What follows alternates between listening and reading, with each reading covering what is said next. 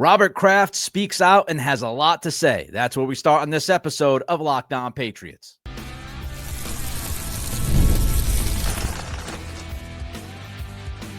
You are Locked On Patriots, your daily New England Patriots podcast. Part of the Locked On Podcast Network, your team every day.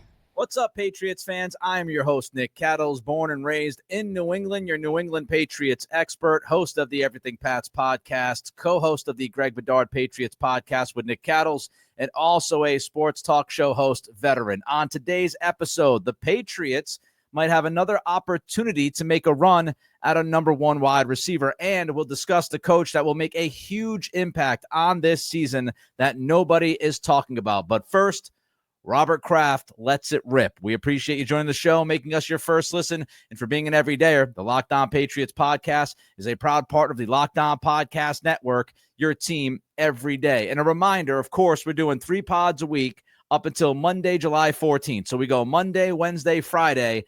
Then as of Monday, July 14th, we're back Monday through Friday for all of you. And today's episode is brought to you by Game Time. Download the Game Time app, create an account, and use code LOCKEDONNFL for $20 off your first purchase. Robert Kraft is talking big and making promises to Pats fans. He was at Fanatics Fest last weekend, and this audio has slowly crept out. Kraft was speaking with Adam Schefter of ESPN, and here's what he had to say. The last 2 years were the worst years of my 31 years of ownership. We have to change that. We have a new coach in Mike Vrabel, who is really connected with the players, who is doing great work. We have a young quarterback and a lot of great veterans, free agent veterans who came in, a great draft class. We're going to have fun this year. I promise. My first question is for all of you. Do you care what Robert Kraft says anymore? Do you care? Do you care if Kraft's out there telling you that it's going to be a fun season? Do you care if Kraft is out there telling you that the last 2 years running this organization were the most miserable of his ownership tenure? Do you even care anymore? Or have you heard enough? Have you heard Robert talk to the last couple of years and said, you know what? Enough is enough, Robert. I'm not worried about what you say. I'm worried about the actions on the field. I'm worried about winning football games. You can do what you want to do. You can say what you want to say. But until you win football games, it just doesn't matter to me. So do you care when the owner comes out? Does he still carry the big stick? Does he walk into the room and say things and you listen closely to those things? Or after the last couple of years, through the Bill Belichick ending, which wasn't necessarily good, to the Gerard Mayo debacle, to the current day situation, do you find yourself feeling like Kraft's words have less gravity to them, less significance to them for you as a fan? I'll tell you, my own personal opinion is that Robert Kraft, what he says, really doesn't bother me. It doesn't impact me. I don't think he's putting anybody's feet to the fire when he speaks. We heard through the last couple of years of Bill Belichick being here in New England, we heard about we got to make the playoffs. We want to make the playoffs, these stated goals from ownership, and the team would fall short. And it was as if Robert Kraft did not even say anything. So I do think that Kraft's words have less gravity to them now than they have ever had. And I also think if you look at Mike Vrabel realistically in 2025, this is for all intents and purposes a free season. Now, I don't think Vrabel's going to coach it like it's a free season. I think Vrabel's going to go out there because he has pride in what he does. He wants to run a program that wins football games. So I think you will get the very best of Vrabel this year. But what I mean by free season is there's no way on God's green earth that Kraft is going to fire another head coach. He had to pay Belichick last year for not being here. He's got to pay Gerard Mayo his contract. I don't know how many years were on Mayo's contract. Whether there's 2 years left, 3 years left, 4 years left, I don't know. But I do know that Kraft is left paying the bill. So he's paying Mayo right now. And we also know reportedly that Mike Vrabel is making some pretty good money. He is paid as a top coach. I don't think Kraft is going to fire Vrabel even if this team won 2 games in 2025, Kraft is not firing Vrabel because he's not going to end up paying 3 coaches at the same time. It's just not going to happen. So Kraft can go out there and tell me that, this team is going to be fun and that the last 2 years have been, the worst years of his ownership. He can say whatever he wants to say, but what matters is the job that Mike Vrabel does. And I don't think anything that Kraft says impacts what Vrabel does. Now, what is a fun season? If we are going to look into the words of Kraft, because I'm sure there are some of you that put some gravity, put some weight to the words of Robert Kraft. What does a fun season mean after you've gone to, back-to-back 4-win seasons to the world of misery? What does it mean? Well, Kraft also said to Schefter, we've owned the team 31 years. We've had 27 home playoff games, and we've been privileged to win 23. I want that record to keep going. So I take that as Robert Kraft telling us that a fun season is going to be a season that ends up in the playoffs. Now, maybe I'm reading too much into it.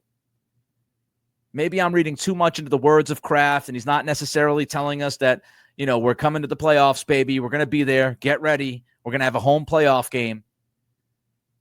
But I think what Kraft is saying is that he wants the playoffs back at Gillette. I don't think he's necessarily guaranteeing the playoffs, and that's why he uses the word fun. If he wanted to guarantee the playoffs, or if that was the stated goal, he would come out and say, we're going to make the playoffs. We have to make the playoffs. The goal is the play. He didn't say that. He just said we're going to have a fun season. It's going to be fun this year, I promise. And then talked about how he wants to get back to hosting playoff games. So maybe fun is the step towards the playoffs, but not necessarily in the playoffs. And I think it would be a bad move, frankly, if Kraft went out there and guaranteed a playoff appearance this year. I think that would be a borderline disaster to do. But I do think Kraft, when he talks about having a fun season, I believe that he thinks a fun season is getting to the playoffs and hosting a playoff game, even though he will not tell us directly, because it would be a bad idea to do that. But if you read between the lines, it feels like that's what he's saying. And honestly, Kraft, he needs results. Because right now, the last 3-4 years, his ownership, it's taken a shot. You've had 3 head coaches in 3 years. You went from Belichick to Mayo to Vrabel. 3 different head coaches over the past 3 years. And when you talk about having 3 head coaches in 3 years, you're talking about an organization that is not stable. And we also have to remember, you went through 20 plus years, 23, 24 years of stability with Belichick. Not every year was great. And there were moments, Aaron Hernandez, hello. There were moments during Belichick's, tenure here in New England that felt a little rocky from time to time. But 6 Super Bowls, constantly going to AFC championship games, Belichick, Brady, you went from that kind of stability for more than 2 decades to running into an organization that is as unstable as any the past 3 years. And Kraft wants to change that. He has to change that. He doesn't want his final years as an owner of an NFL team to be, I don't want to say embarrassing, but to be filled with mediocrity and questions. He wants to go out on top like all of us do. And he's an owner that knows they've spent money. They spent money in 2021. They spent money in 2024. They spent money this offseason. He has spent money. And he's been willing to sit back and let whatever has to be spent in hopes of turning this thing around. And maybe this year is the year it starts to turn around. The last playoff win for Robert Kraft was the Super Bowl against the Rams. That's a long time ago. And I know that Kraft feels it's a long time ago. So Kraft needs results. And hopefully the promise of a fun year is actually fulfilled in 2025. Hopefully.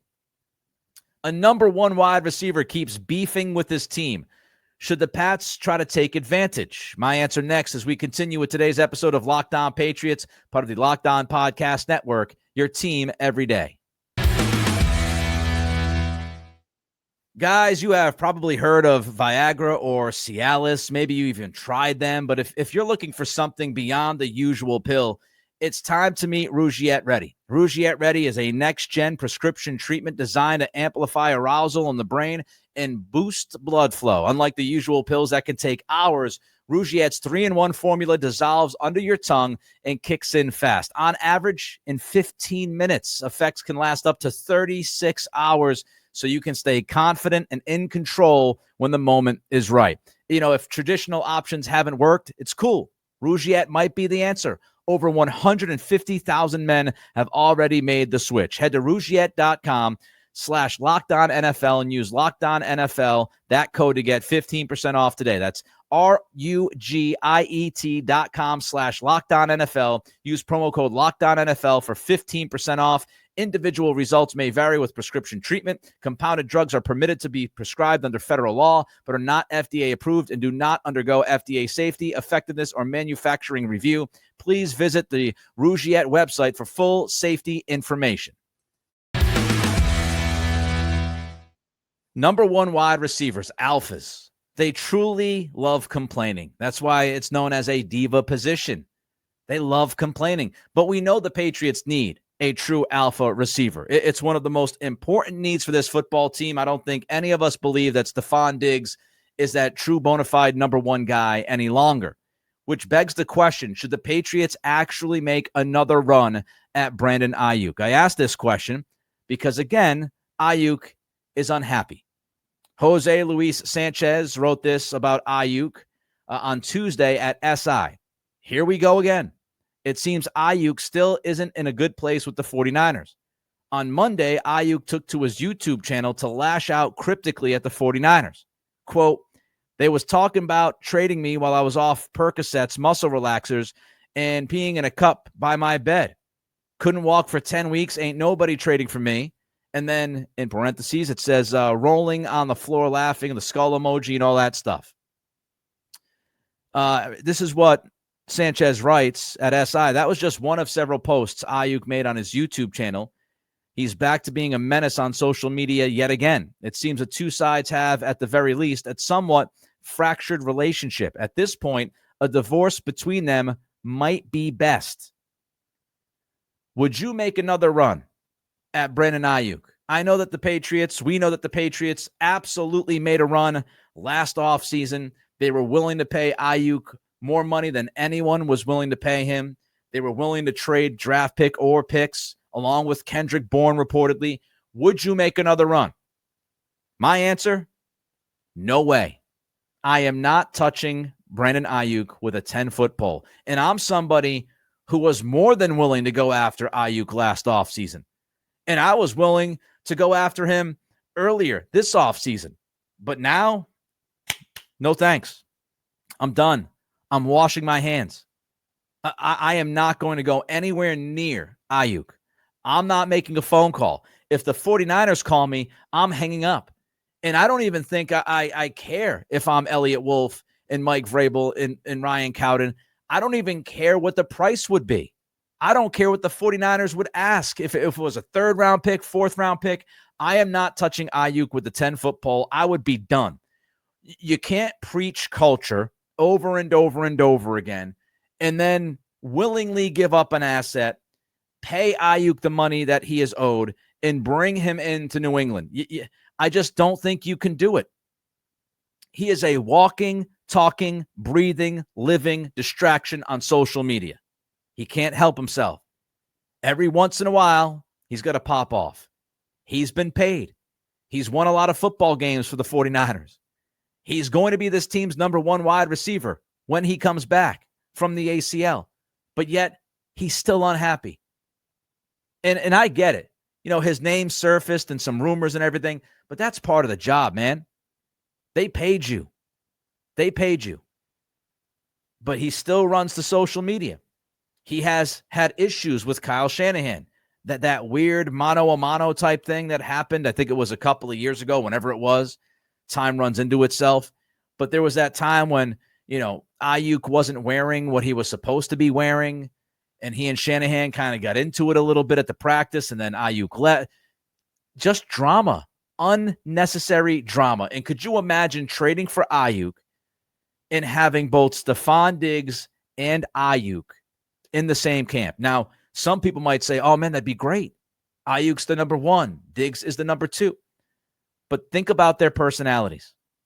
You just went through the distraction with Stephon Diggs, and Vrabel had to answer questions about that. Diggs was asked questions, didn't really answer any of them, but you had to go through that distraction with Diggs already. Now you bring in Aiyuk. Could you imagine Aiyuk and Diggs dealing with those two personalities, guys that have had absolutely no problem complaining about their situation, complaining to coaches, complaining to the media, complaining to the fans, calling out the fans, going back and forth with their quarterbacks. As talented as they are, I've got to imagine that if you brought Aiyuk in here and you said to Drake May, you got to handle both of those guys, that's an ice cream headache. That might be a migraine headache. Just no way. Oh, and as I just mentioned a couple of minutes ago, Aiyuk's coming back from an ACL injury. He's likely going to start the season on the PUP list, according to Matt Mayoko out there at NBC Sports Bay Area. And so now you're going to have not one, but 2 receivers coming back from ACL surgeries. You want to have the top 2 guys at that position in that room. You want them to be, dealing with a post-injury world and trying to get back and striving to prove that they're better than ever and having that chip on the shoulder. It sounds good in theory, but do you want 2 diva receivers with those personalities trying to prove to the world that they still got it? Do you want to deal with that? Do you think there could be an issue if Aiyuk has more targets than Diggs? Diggs has more targets than Aiyuk. Do you think there could be a little bit of a clash? I don't know. I mean, Diggs dealt with Nico Collins in Houston last year, so maybe Diggs wouldn't have as much of an issue. Maybe. But do you trust in the idea of having not 1 but 2 receivers coming back from a surgery as impactful and significant as ACL surgery? Do you trust that Aiyuk has any urgency to come back? I don't know. I don't know him personally. But would you trust that? Would you give up an asset or assets for that? I wouldn't be comfortable. And the bigger reason that I would stay away from Aiyuk is because I think you're going to have an opportunity next offseason to do something. And I wouldn't bring in Aiyuk as the answer to that position because there's so many questions. If you swing and miss on him in any way, then he's going to get in the way. And I just don't want that. Just wait until next offseason. Who becomes available? Does A.J. Brown become available? Does some receiver that we're not even thinking about right now, do they become available? What happens here with Terry McLaurin in Washington? Can they figure things out? So maybe a veteran pops up that gives you more than Aiyuk would. In the Patriots now, you can look back at the last 2 off seasons. They were in a tough predicament to give up valuable assets for a wide receiver because they weren't there as a team. You had so many different holes to fill, but now you've filled a lot of those holes. And if I'm Wolf and Cowden and Vrabel and a wide receiver without some of the questions that Aiyuk has, if a wide receiver becomes available, I'm going to pounce. I'm going to be more aggressive. I'm going to be much more aggressive than I was for Aiyuk last offseason. I'm going to be much more aggressive than I might have been 2 years ago. Because I feel if I'm Vrabel, Wolf, and Cowden, I feel like I am closer to contending. I feel like I'm closer to the playoffs. If I don't get to the playoffs this year, I feel like 2026 is the year that I can get to that postseason dance. And I would be willing to give up more for an alpha wide receiver when I know it's one of my top needs. I'd be willing to give up more now than I would have been willing to give up the last couple seasons. Give this year time to breathe. Give it room to breathe. Allow Mike Vrabel to establish the foundation of the culture that he wants in that locker room. Let him continue to build this infrastructure. And then next offseason, you go out, you get aggressive, and you bring that alpha in. That would be my plan. Let's talk about the coach that has a chance to make a humongous impact on the 2025 season. That's coming up next as we continue with today's episode of Locked On Patriots, part of the Locked On Podcast Network, your team every day. Have you ever decided at the last minute to head to a ball game with friends or family?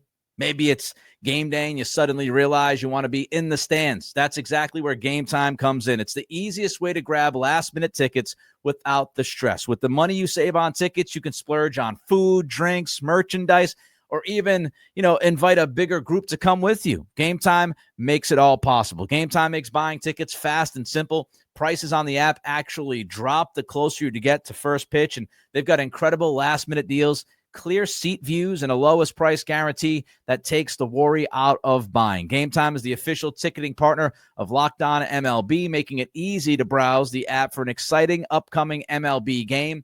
Any game you want. Red Sox coming back home. Maybe you want to check them out. Maybe you don't, but maybe you do. Go to Game Time. Take the guesswork out of buying tickets with Game Time. Download the Game Time app, create an account, and use code LOCKEDONNFL for $20 off your first purchase. Terms apply. Again, create an account and redeem code LOCKEDONNFL for $20 off. Download the Game Time app today. Last minute tickets, lowest price guaranteed.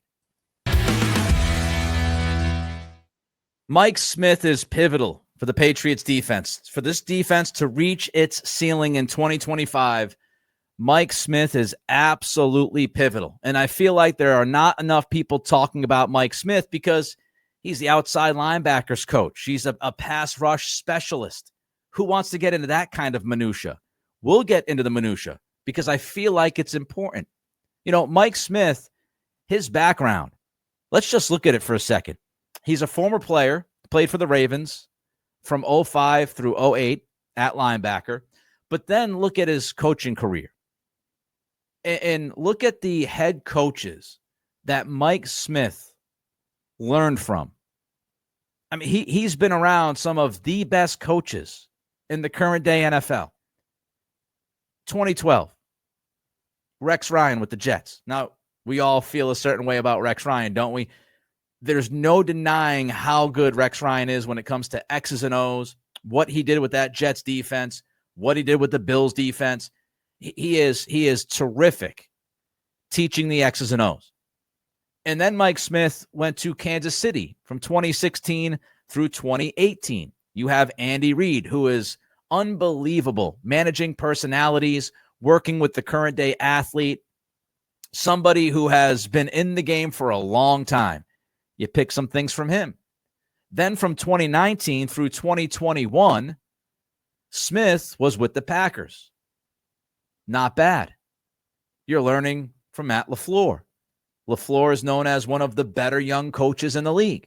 And then he left Green Bay to go to Minnesota in 2022 and 2023, where he worked with Kevin O'Connell. Kevin O'Connell is known as one of the best young coaches in football. I mean, that is a roll call of really good coaches. Rex Ryan, Andy Reid, Matt LaFleur, Kevin O'Connell. That is hit after hit after hit after hit. Now, why is Mike Smith pivotal to this defense? I'll give you a number of reasons why. Let's start with Harold Landry. Harold Landry, the question with him is he going to be able to bounce back as a pass rusher? He was actually terrific against the run, which might surprise some of you. A lot of people think about Harold Landry, they think about the pass rush, and they question whether or not he can stop the run. He was literally one of the best edge players stopping the run in 2024. It's the pass rush part of his job that fell back. If you look at Pro Football Focus, Landry's pass rush win rate was 95th in the NFL.